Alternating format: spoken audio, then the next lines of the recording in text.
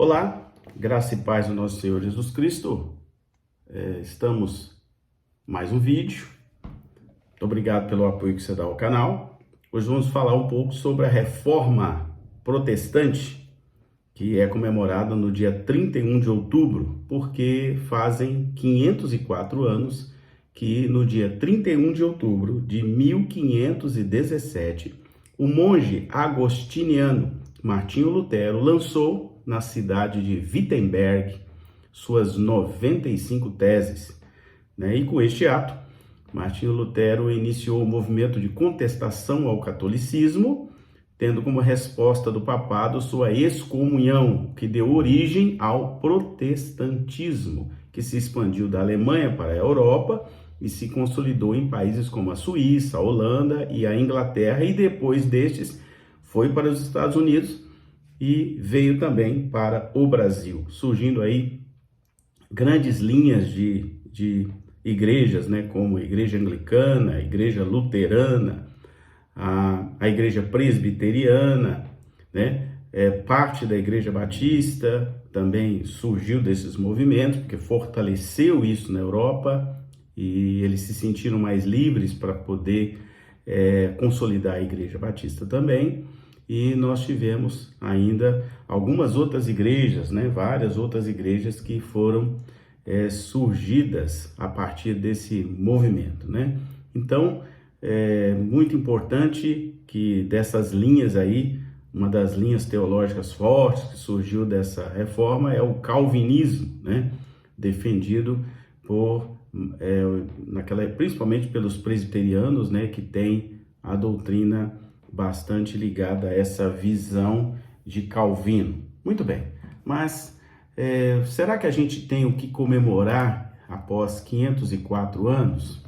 Bom, claro que se nós formos ler os livros de história, eles introjetam principalmente nos últimos tempos uma linguagem que não é real, porque eles distorcem um pouco ao descrever os acontecimentos que ocorreram lá em 1517, Eles até pervertem dizendo de que essa reforma protestante foi uma luta econômica da burguesia contra os senhores feudais, o que não é verdadeiro, O trabalho realmente do monge Calvino é totalmente diferente de qualquer questão relacionada à ordem socioeconômica da época, e também não é algo pessoal de Martinho Lutero, É como, por exemplo, uma cruzada contra os maus tratos ou contra a burguesia, não é nada disso, Isso aí são coisas que os alinhamentos diferentes, com viés meramente político, costumam colocar nos livros de história.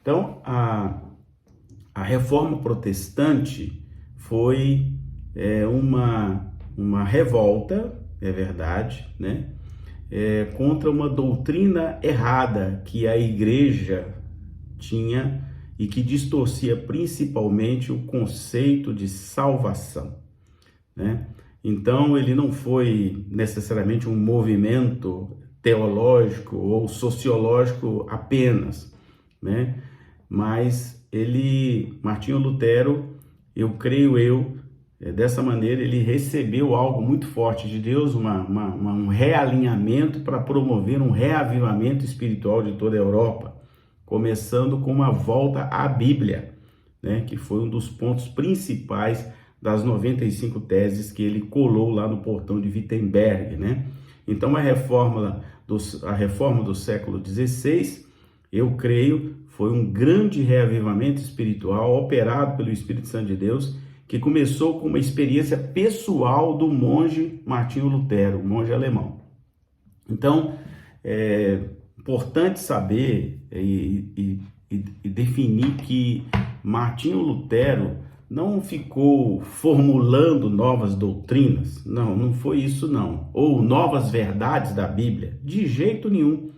Ele apenas voltou para a Bíblia, e para a singularidade, para a verdade, para a inerrância da Bíblia, e aí ele, né, ao ter essa percepção de Deus, ele então colou as 95 teses na porta da Catedral de Wittenberg, né, nesse dia 31 de outubro de 1517, né, demonstrando muita coragem, e a Bíblia diz que o Espírito Santo nos dá ousadia e coragem, e uma preocupação muito espiritual contra a situação decadente da igreja da época, e com uma volta aos verdadeiros ensinos da palavra de Deus.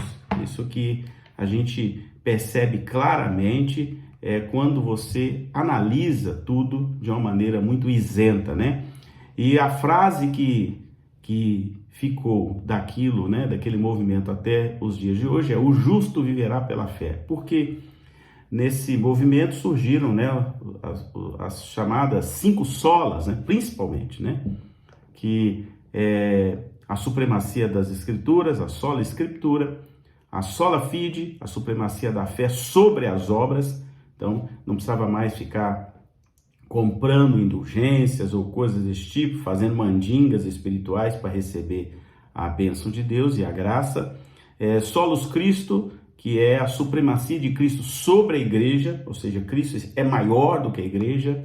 A sola gratia, que é a supremacia da graça sobre a lei, ou seja, a graça é acima da lei, né? E principalmente o soli deo gloria, que é a supremacia de Deus sobre toda a criação. Esses são os chamados 5 solas, ou 5 princípios mais evidentes da reforma protestante. Então, a reforma protestante não foi uma aparição ou desencadeou várias doutrinas que não haviam sido formuladas até então. A palavra de Deus, cujas doutrinas estavam realmente escondidas ou colocadas debaixo de um armário ou colocadas numa caixinha e fecharam, né, que foi resgatada pela reforma protestante. Então, assim, a reforma protestante ela é apenas um ponto, né, muito importante para a volta à Bíblia. Isso para mim é importante. Então, o ponto central de Lutero foi a volta à Bíblia, né? Então, importante a gente lembrar de que não havia nenhuma verdade oculta, nem foi uma descoberta de algo novo, não. Foi simplesmente voltar a ler e entender que a palavra de Deus tem supremacia sobre todas as outras coisas. A palavra de Deus está acima da tradição, né? E os comentários, e principalmente de Martinho Lutero, ele citava de que era importante fazer a exposição da palavra de Deus, né?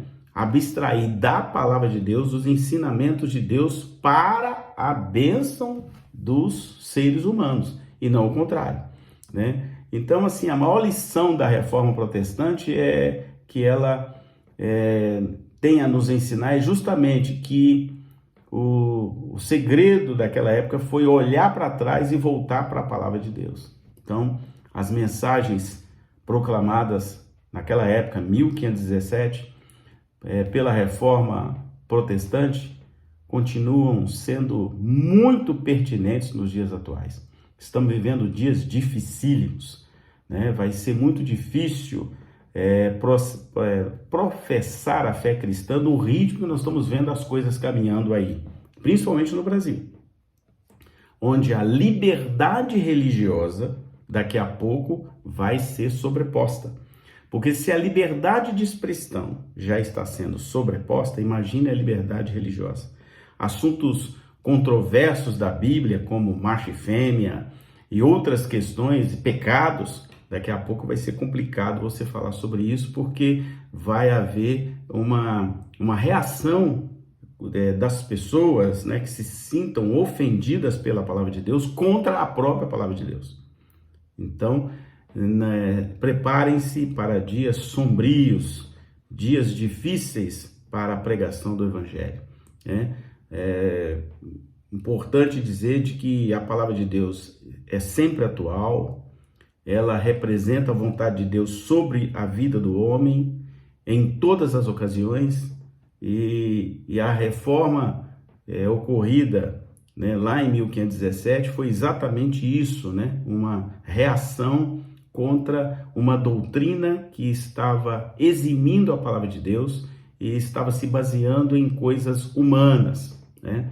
Então, se a gente perceber dos dias atuais, há uma necessidade muito grande que voltemos à Bíblia.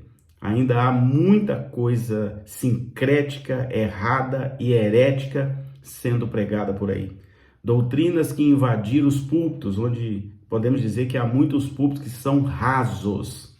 A palavra é essa, rasos, né? Sem a proeminência da palavra de Deus. Púlpitos que estão exalando coaching, PNL, né?